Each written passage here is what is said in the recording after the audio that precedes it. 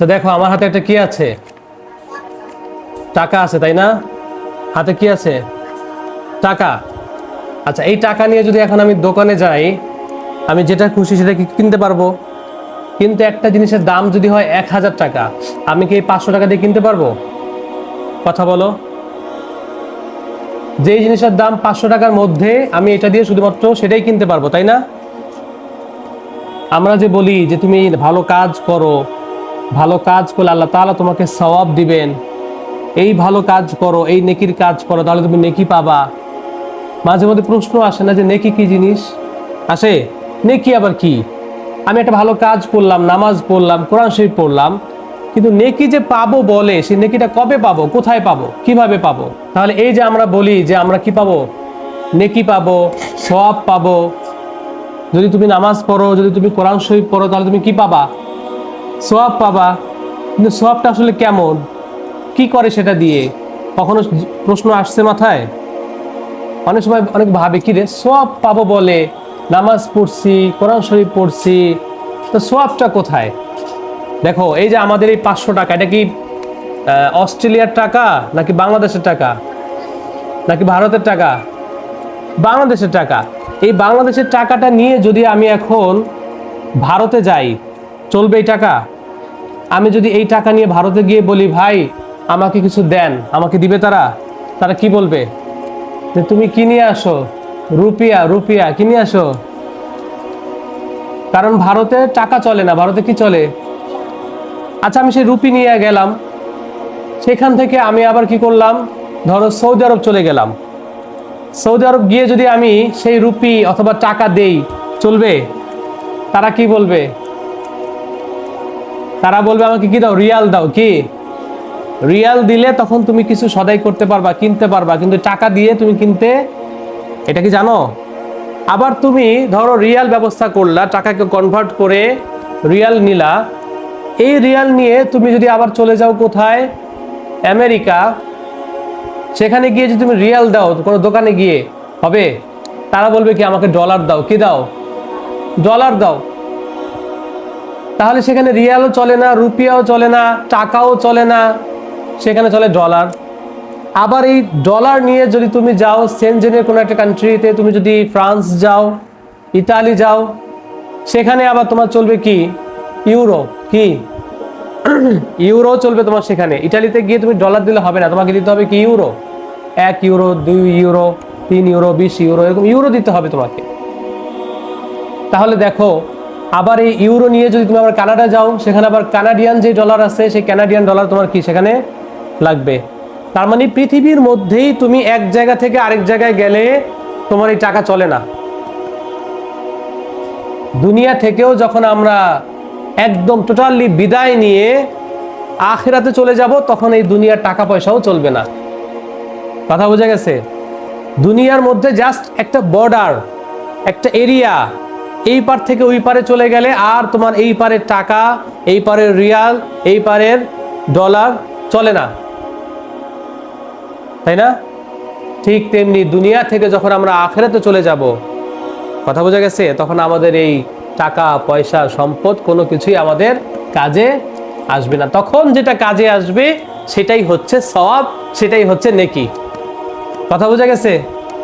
দুনিয়া থেকে যখন চলে যাব তখন যেটা কাজে আসবে সেটাই কি, নেকি। না হলে দেখবা যারা মারা যায় তাদের কবরে কি টাকা পয়সা দিয়ে দেয়, স্বর্ণ দিয়ে দেয়, যে সে অনেক বছর থাকবে, অনেক স্বর্ণ তার লাগবে, অনেক টাকা পয়সা তার লাগবে। এমন হয়েছে কোনো মানুষ মারা গেছে, তার কাফনে কাপড়ের মধ্যে 2-3 লাখ টাকা দিয়ে দিছে।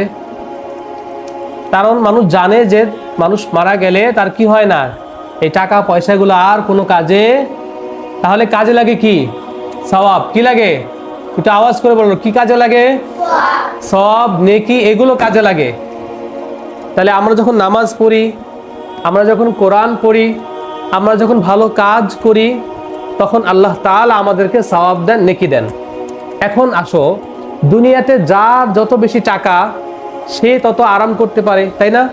একজনের 10 কোটি টাকা আছে, সে চাইলে 2টা বাড়ি কিনতে পারবে, 3টা বাড়ি কিনতে পারবে। আরেকজনের 10,000 টাকা আছে, সে কি চাইলে সেরকম বড় বাড়ি কিনতে পারবে? সে ভাড়া থাকতে হবে, তাই না? এবং ভাড়া থাকলেও তত আয়েসে থাকতে পারবে না, আরামে থাকতে পারবে না। কেন? তার টাকা কম। আর যার 10 লাখ টাকা আছে সে আরেকটু আরামে থাকতে পারবে, কিন্তু 10 কোটি টাকা যার আছে তার মতো আরাম পাবে? আবার যার 100 কোটি টাকা আছে সে আরো আরামে থাকবে, আরো দামি গাড়িতে, আরো দামি ফ্ল্যাটে থাকবে, তাই না? ঠিক তেমনি করে দুনিয়া থেকে যখন আমরা নেকি বেশি নিয়ে যেতে পারবো, যার নেকি যত বেশি হবে, যার সওয়াব যত বেশি হবে, কি আওয়াজ করে, সে তত বড় জান্নাত পাবে। কথা বোঝা গেছে? একজনের হচ্ছে একটা পাহাড় সমান নেকি, একটা পাহাড় সমান সওয়াব সে সারা জীবনে কামাইছে, তাহলে সে যেই পরিমাণ শান্তি পাবে, যার আরো বেশি সওয়াব, যার 10টা পাহাড় সমান সওয়াব, সে আরো বেশি শান্তি। তাহলে শান্তিটা পাবে কোথায় মানুষ? জান্নাতে গেলে। তাহলে জান্নাতের এরকম স্তর রয়েছে, যার নেকি যত বেশি হবে সে তত বড় জান্নাত পাবে, আর যার নেকি কম হবে যত, সে তত ছোট জান্নাত পাবে। তোমরা কি বড় জান্নাত পেতে চাও না ছোট জান্নাত পেতে চাও? কে কে বড় জান্নাত পেতে চাও? হাত তোলো তো। সবাই হাত তুলছো? গুড, হাত নামাও।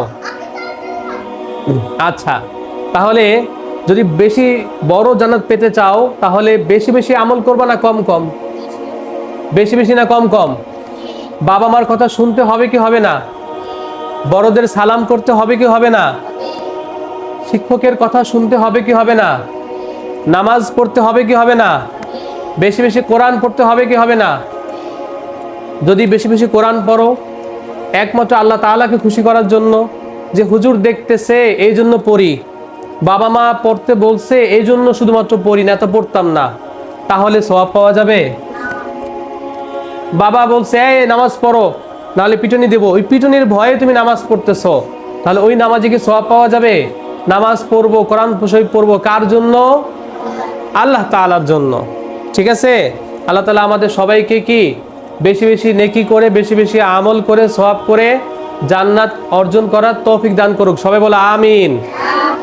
এবং আমাদের মাদ্রাসার জন্য যারা মেহনত করতেছে, চেষ্টা করতেছে, মাদ্রাসার জন্য যারা সহযোগিতা করতেছে, তোমাদের বাবা মা যারা আছে, আত্মীয় স্বজন যারা আছে, মুরব্বী যারা আছেন, যারা দুনিয়াতে আছেন, যারা দুনিয়া থেকে চলে গেছেন, প্রত্যেকের জন্য নামাজ পড়ে 2 হাত তুলে আল্লাহ তাআলার কাছে দোয়া করবা ইনশাআল্লাহ। ঠিক আছে?